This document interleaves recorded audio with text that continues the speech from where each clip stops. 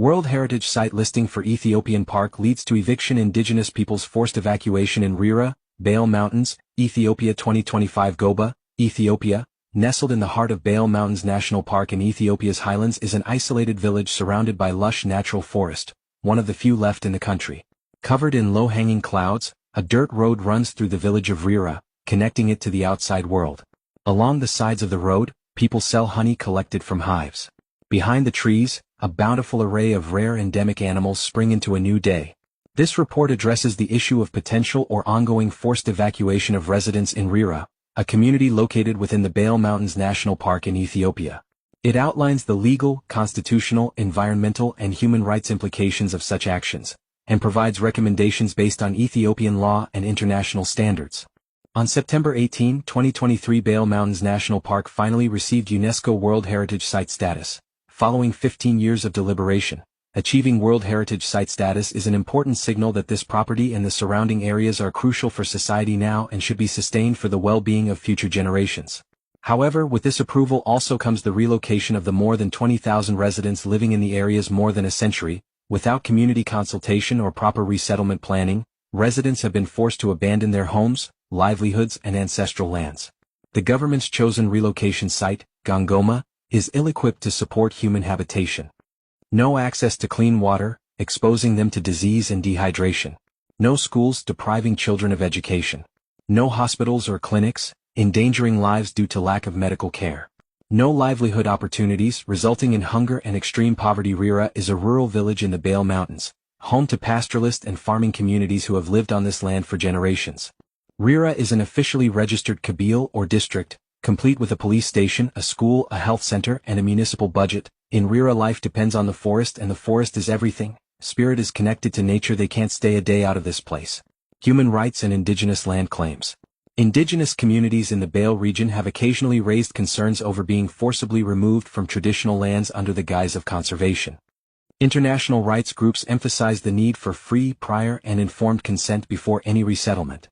Article 32. Freedom of movement.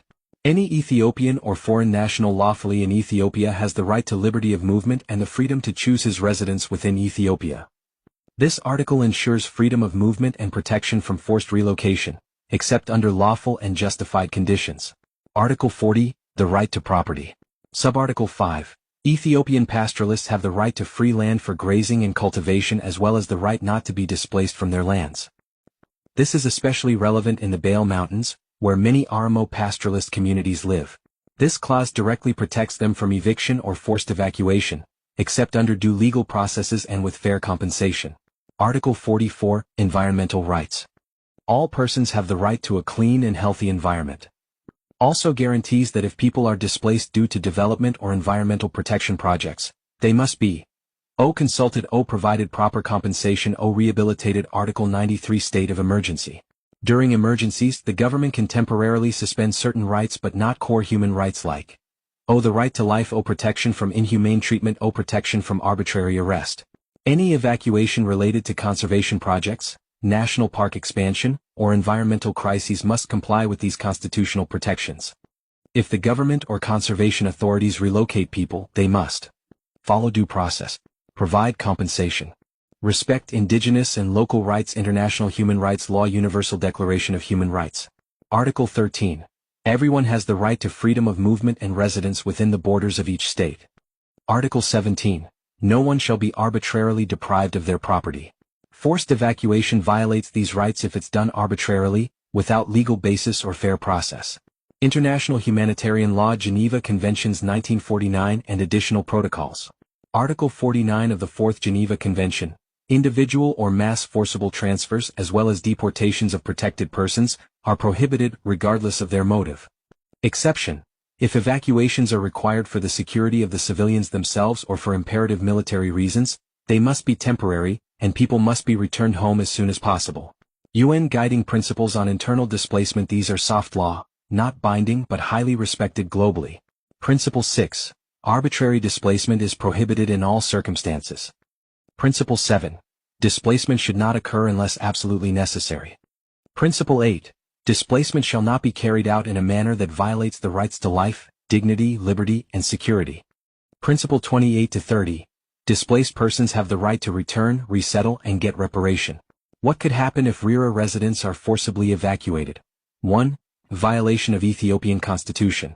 Article 40 Sub-Article 5 protects pastoralists and farmers from being displaced without lawful reason and compensation.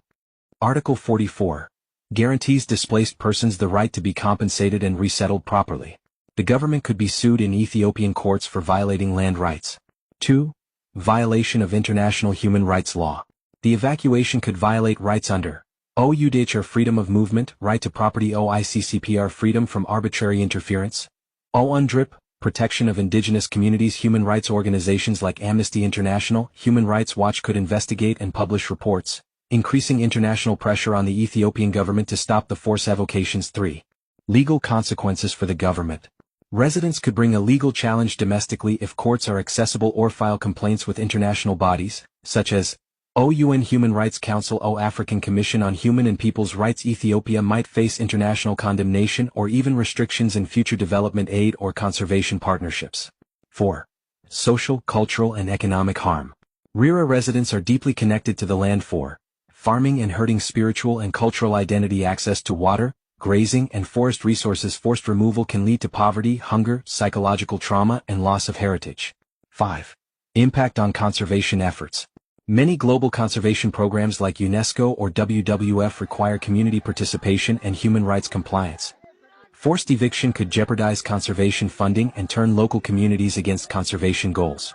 True conservation success requires involving local people, not removing them. Our appeal: we urgently call upon international NGOs focused on human rights, indigenous rights, and environmental justice, e.g., Amnesty International, Human Rights Watch, Survival International, IUCN, to investigate and raise awareness. The United Nations Human Rights Council and special rapporteurs to urgently engage with Ethiopian authorities and demand accountability. International donors and partners of Ethiopia to condition aid and cooperation on respect